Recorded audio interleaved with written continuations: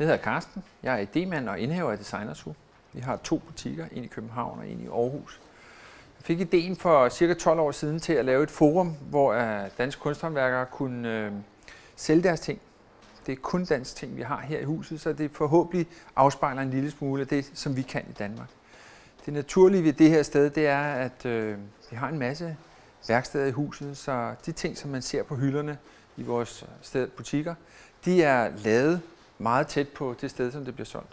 Sådan til vi forhåbentlig får en lidt tættere nerve til det, som der egentlig sker i de mennesker, som der er kunsthåndværkere og designere, som der producerer ting.